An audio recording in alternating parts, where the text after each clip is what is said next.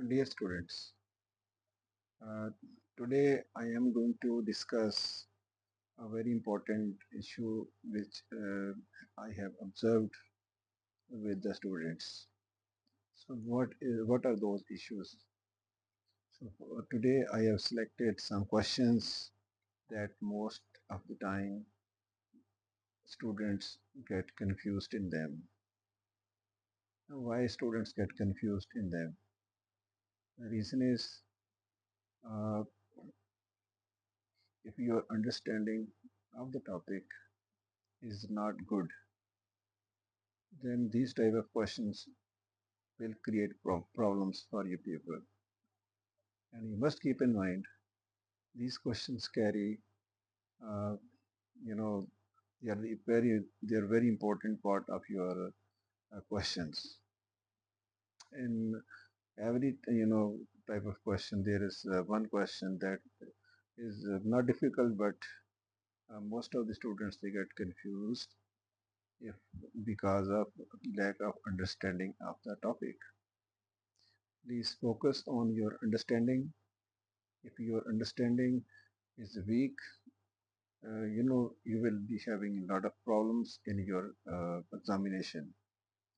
How to focus on those, problems? Only the reading of the books, listening the teachers carefully, and not wasting your time. Self-study is very important in that. If you compromise on something which you don't get it, problems will start from here. Okay, let's start with some questions and how to solve them, uh, how to keep them in in mind, uh, though which can give you marks, and those students especially who are suffering, in passing. These questions are very helpful for those students. Hope you will get important information from a short video, and please do subscribe my channel before you start with me. Okay, let's start with it. For example, there is a normal question, common question in uh, not only one chemistry subjects, in other subjects as well. What is the difference between conductor and insulator? Now, when we say conduct and insu, conductor mean which allows something to pass through. Insulator mean which hinders something from passing through. So what is conductor?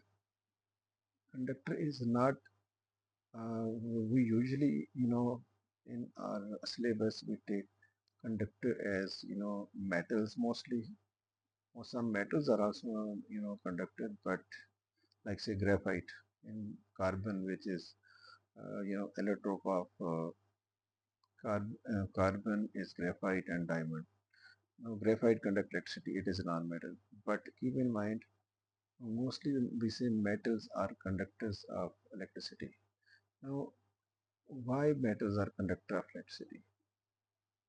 Now, you people, what do you do? Start using the word, they have free moving ions in them. Excuse me, in metals, there are no free moving ions. Metals have free moving electrons.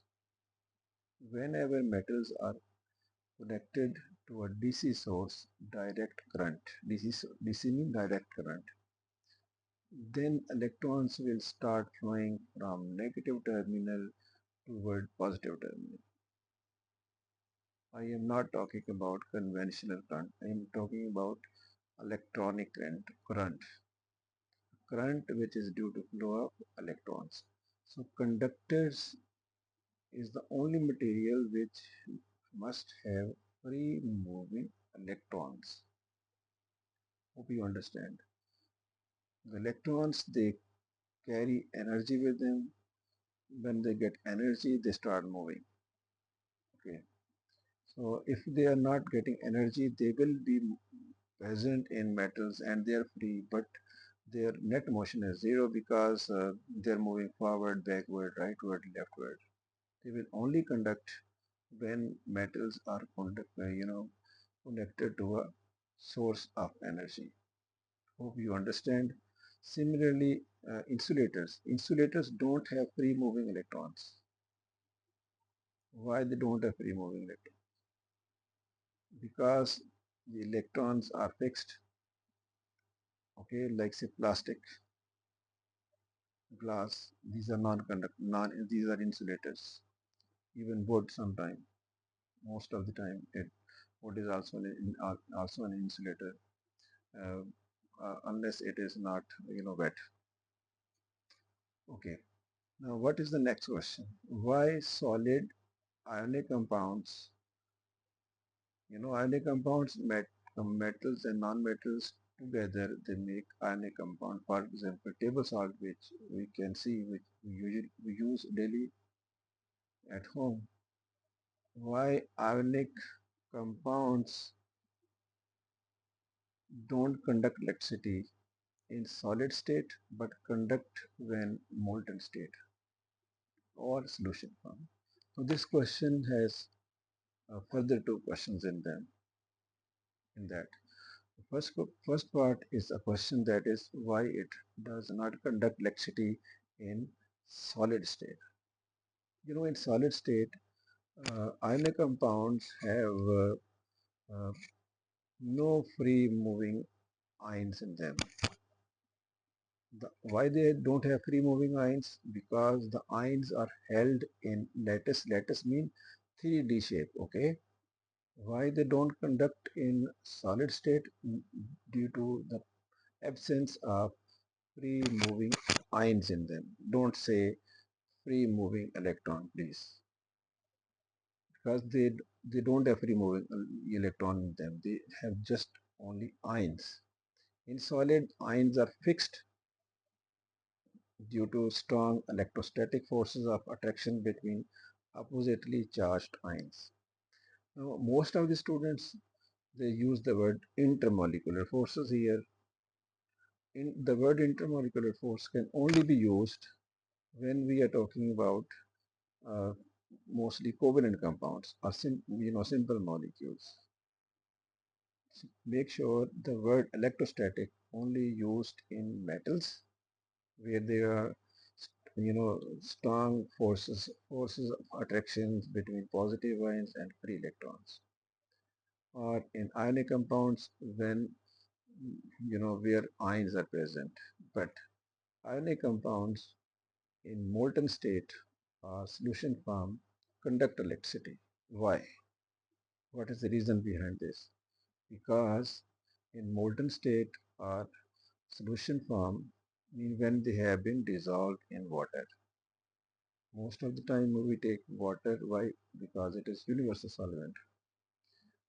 In solution form, ions are free to move. That is why in solution form or molten form, ionic compounds conduct electricity. For example, we use another term electrolyte for ionic compounds. If you know the topic electrolysis, we study electrolysis of molten compounds, aqueous solutions, dilute solutions. We will be talking about all these things in inshallah some other video. Okay. Now we have another question. For example, isotope and allotrope. Isotopes are basically different forms of the same element with, or you say, different atoms of the same element or atoms of the same element with same number of protons or electrons but different number of neutrons. If this question is of 2 marks, the answer should be what I said. If it is of 1 mark, you have to write only it has different number of isotopes have different number of neutrons in them. Better not to use the word atomic mass or molecular mass or formula mass. The reason is if mass is the result of proton plus neutrons. Mass itself is nothing. Mass is the result of protons and neutrons in the nucleus. So protons plus neutron together make atomic mass. Hope you understand. Okay. Sometime if AR is written, we can call it as relative atomic mass. MR is relative molecular mass. That we will discuss on uh, in some other lesson in detail, inshallah. Okay. So similarly, if the question is electrolyte and non-electrolyte. Now, electrolyte must have free moving ions, not electrons. Non-electrolyte, no free moving, no free moving ions. So these are some questions.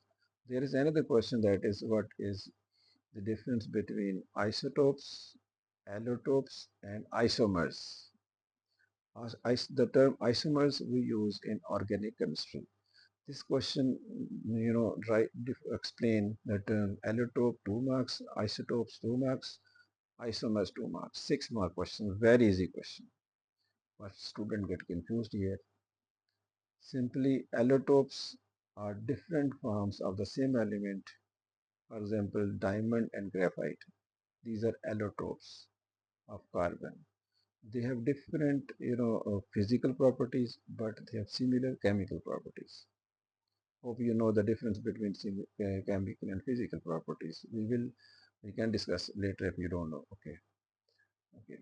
So this is what I want to tell you today. That please be careful when you read something. If you are not serious in the class, what will happen? These type of questions will confuse you forever.